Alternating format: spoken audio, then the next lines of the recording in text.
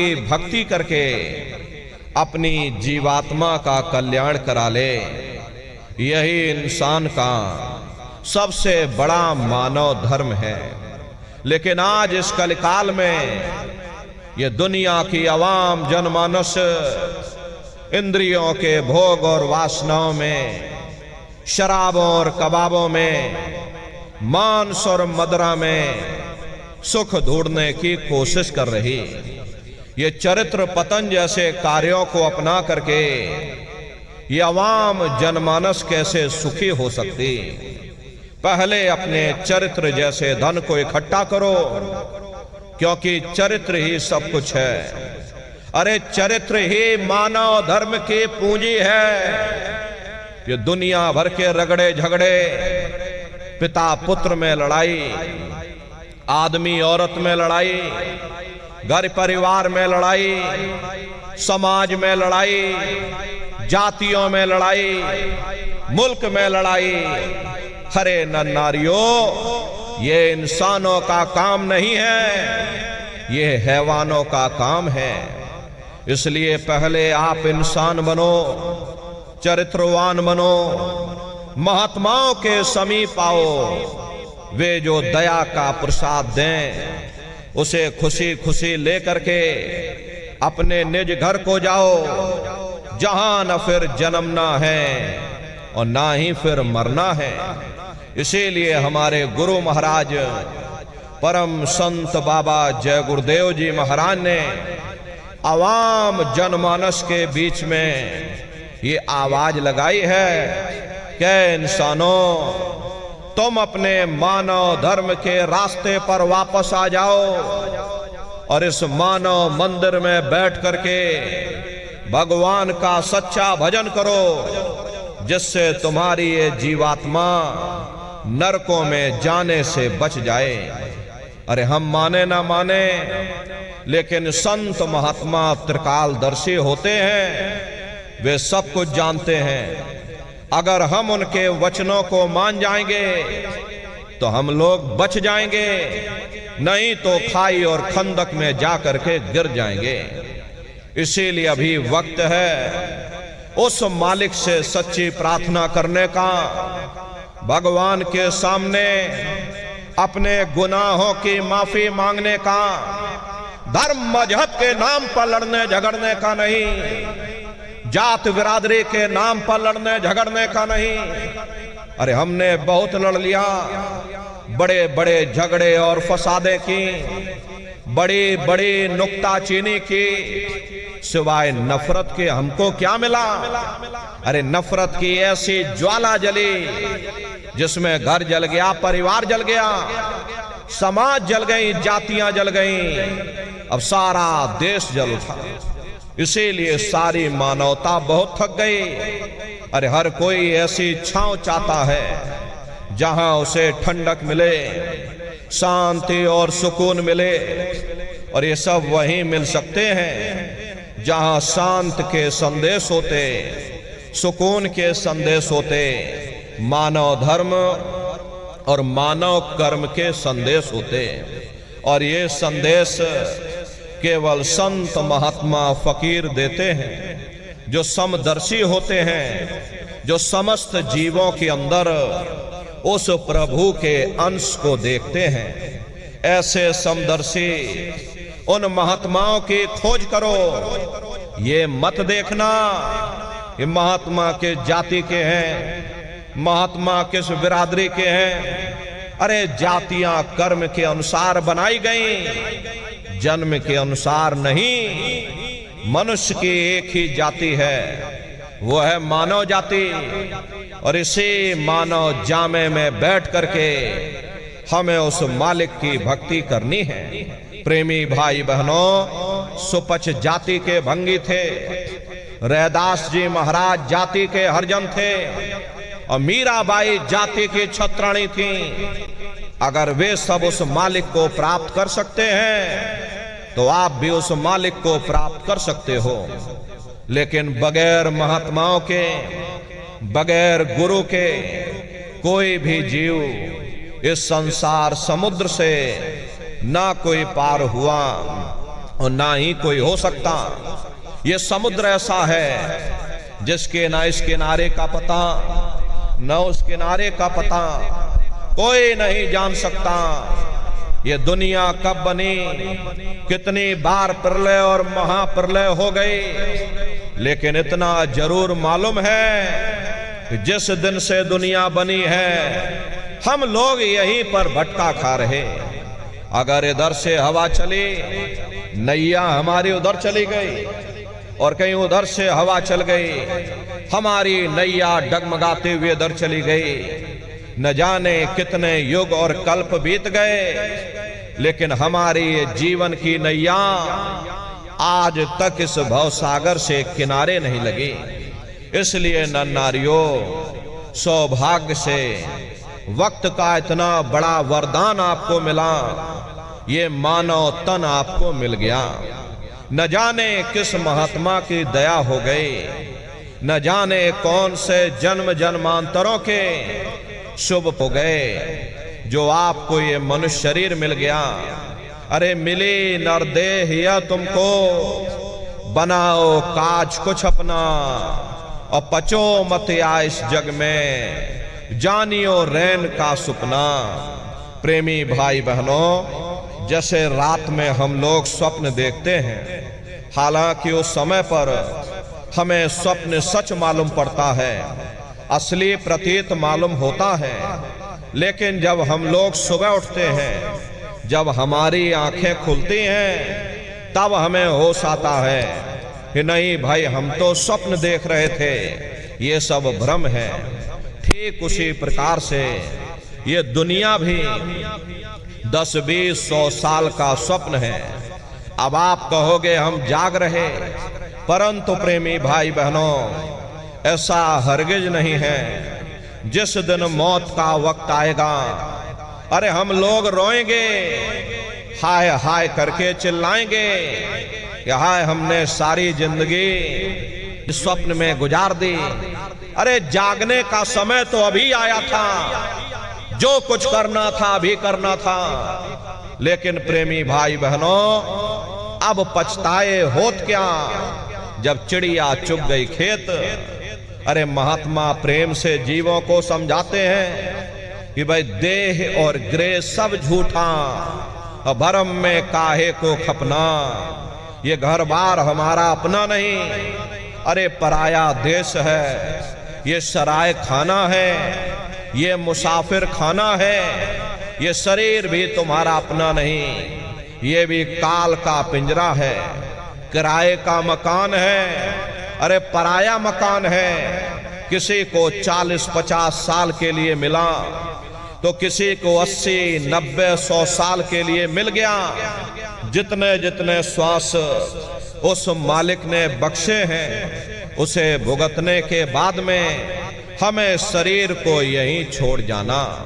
श्वास दुधारा नित ही जारी, एक दिन खाली चाम।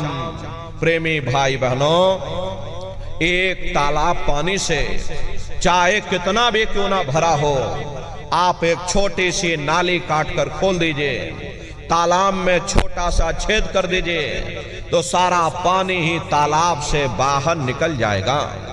ठीक उसी प्रकार से तुम्हारा ये शरीर भी श्वासों का भंडार है, और जब तक श्वासों का भंडार जारी है, हम दुनिया के काम काज में फंसे हुए, दुनिया के कारोबार में हम आप उलझे हुए। लेकिन जिस वक्त ये श्वासों का भंडार खाली होगा, अरे टेलीफोन खड़क जाएंगे, तार पहुंच जाएंगे, संदेश पहुंच जाएंगे, सब रिश्ते नातेदार, सब कुटुंब परिवार वाले, सब अड़ोस पड़ोस वाले मिनटों सेकंडों में इकट्ठा हो जाएंगे। प्रेमी भाई बहनों, जिस शरीर से तुम इतना प्रेम किया करते थे, साबुन से मल मल करके नहाते थे, उसे कोई एक रात भी घर में रखने को तैयार नहीं होता। कंधों पर लटका करके शमशान भूमि पर छोड़ करके आ जाते। हिंदू लोग तिनका तोड़ाते, जैसे तिनका टूट गया तेरा मेरा रिश्ता नाता टूट गया। मुसलमान, सिख या ईसाई लोग खाक की मिट्टी कब्र में डाल देते। जो मेरे लिए खाक की मिट्टी है वह मेरे लिए तू है। अरे मामूली कष्ट नहीं होता, मौत के समय में घनघोर पीड़ा होती है। जनमत मरत दुसह दुख हुई। सहजो बाई ने बयान किया है कि सहजो मौत आइया, अंग अंग दिया तोड़, और हिया जरे छाती फटे, उठे पीर घनघोर। गुरु महाराज सत्संग में फरमाते थे कि जैसे 1,00,000 बिच्छू एक साथ मिल करके हमारे शरीर पर डंक मारे, उससे भी लाखों करोड़ों गुना ज्यादा मौत के समय में दर्द होता है। प्रेमी भाई बहनों, जब मृत्यु आती है तो किस तरह से प्राण निकलते हैं, प्राणों के निकलने की क्या प्रक्रिया होती है, पहले उसे आप अच्छी तरह से समझ लीजिए। सिमटत भास श्वास उठ जावे, और प्राण पति जम सिमट समावे, उस समय हमारी श्वासें रुक जाती, शरीर की चेतना पीछे की तरफ सिमटने लगती है। तो सबसे पहले गुदा चक्र टूटता है, क्योंकि गुदा चक्र में पृथ्वी का वास होता है। गुदा चक्र टूट करके ऊपर इंद्रिय चक्र में समा जाता। इंद्रिय चक्र में जल का वास होता, यानी जल ने पृथ्वी को घोल दिया। फिर जब इंद्रिय चक्र टूटेगा तो ऊपर नाभि चक्र में समा जाएगा। ये नाभि चक्र में अग्नि का वास होता, यानी अग्नि ने फिर जल को सुखा दिया। ये नीचे से सिमटाव होता है, नीचे से ऊपर की ओर सिमटाव होता। पैरों के तलवे से लेकर के ये सिर की चोटी तक सिमटाव होता। फिर जब ये नाभि चक्र टूटेगा तो ऊपर हृदय चक्र में समा जाएगा। हृदय चक्र में वायु का वास होता, यानी वायु ने अग्नि को अपने में समाहित कर लिया, और इस तरह से वायु ऊपर आकाश में उड़ गई। ये आंखों की पुतलियां ऊपर पलट जाती हैं, मुंह खुला का खुला रह जाता। अरे महात्मा समझाते हैं कि भाई जब यह कर्म कला उपजावे और बुद्धि सुरत की आन दबावे, जब यह जीवात्मा पांचों तत्वों को लांग करके जल, पृथ्वी, अग्नि, वायु, आकाश, पांचों तत्वों को लांग करके ऊपर आती है, तो काल दाढ़ में आन दबानी, और जब ढर के नैनन से पानी, जब काल अपनी दाढ़ में दबाता है उस समय नेत्रों से पानी निकलता, इंद्रियां टूट टूट करके चकनाचूर हो जाती, सब रिश्ते नातेदार खड़े रह जाएंगे। लगे टकटकी दिखे न भाई, वाह समय को करे सहाय। उस समय मरने वाला टकटकी लगाकर देखता है कि कोई मेरी मदद कर दे, कोई मेरी सहायता कर दे, अरे कोई मुझे बचा ले। लेकिन प्रेमी भाई बहनों, सब नात रिश्तेदार खड़े रह जाते, भाई बंधु सब देखते रह जाते, डॉक्टर, वैद्य, हकीम सब आपको घेरे रह जाते, लेकिन उस समय आपको कोई बचा नहीं पाता। जम के दूत घेर चौफेरा, निक्षय प्राण छोड़ के डेरा। अरे यमदूत आते हैं, प्राणों की डोरी को तोड़ देते और जीवात्मा को खींच करके इस शरीर से बाहर कर दिया जाता। जैसे ही जीवात्मा शरीर से अलग हुई, ये शरीर हमारा मिट्टी हो जाता। अरे इस मिट्टी को ले जा करके तुम शमशान भूमि पर जला करके राख कर देते। हाड़ जले जैसे लाकड़ी, और केस जले जैसे घास, और कंचन जैसी काया ढह गई, कोई ना आवे पास। ये कहानी हमारी आपकी यहीं समाप्त हो गई।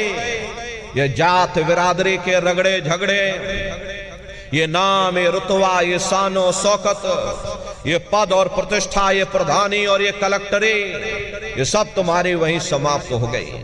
लेकिन उधर देखो क्या होता, तुम्हारी जीवात्मा को ले जा करके ऊपर धर्मराज की कचहरी में पेश, वहां पलक झपकते ही तुम्हारे अच्छे और बुरे कर्मों का हिसाब किताब हो जाएगा। अरे धर्मराज तुमको सजा सुना देंगे, ले जाओ इनको फलाने नरक में डाल दो, क्योंकि मैंने इनको मौका दिया था। जब ये माँ के घर में उल्टे लटके हुए थे, सिर इनका जब नीचे था और पैर जब इनके ऊपर थे, माँ के घर में जब ये उल्टे लटके हुए थे, उस समय इन्होंने मुझसे प्रार्थना की थी कि हे मालिक, अब प्रभु कृपा करो हुए भांति और सब तज भजन करे दिन राती। हे परमात्मा, इस बार हमको मौका दे दो, इस बार हमको ये मनुष्य शरीर दे दो, हम भजन करेंगे, भक्ति करेंगे, हम अपनी जीवात्मा का कल्याण करेंगे। तो मैंने इनकी प्रार्थना को स्वीकार कर लिया और इनको मैंने सुंदर सा ये मनुष्य शरीर दे दिया और कह करके मैंने भेजा था कि भाई ये मनुष्य शरीर ये किराए का मकान है। अरे तुम्हारा अपना नहीं है। अगर ये तुम्हारा अपना होता तो हमेशा तुम्हारे पास रहता। ये तुम्हारा अपना नहीं, ये मैंने तुमको कुछ समय के लिए किराए का ये मकान दिया है। हाँ, तुम अपनी जीवात्मा को मेरे किराए के मकान में बैठा करके और मालिक की भक्ति करके समय रहते अपनी जीवात्मा को जगा लेना, अपनी जीवात्मा का कल्याण करा लेना। अरे मैंने कुछ समय के लिए तुम सबको ये किराए का मकान दिया है और जब समय पूरा होगा तो मैं अपने सिपाहियों को ऊपर से भेजूंगा और उस समय पर तुम मेरे किराए के मकान को खाली कर देना। लेकिन इतना ध्यान रखना, जैसा साफ सुथरा मैंने तुमको ये किराए का मकान दिया है, वैसा ही साफ सुथरा तुम मुझको वापस लौटाना। लेकिन इस किराए के मकान में बैठ करके इन्होंने बुरे खोटे पाप कर्म कर डाले। मेरे किराए के मकान को इन्होंने अपने कर्मों से गंदा कर दिया, इसलिए कर्मों की सजा इनको मिलेगी। ले जाओ इनको फलाने नरक में डाल दो।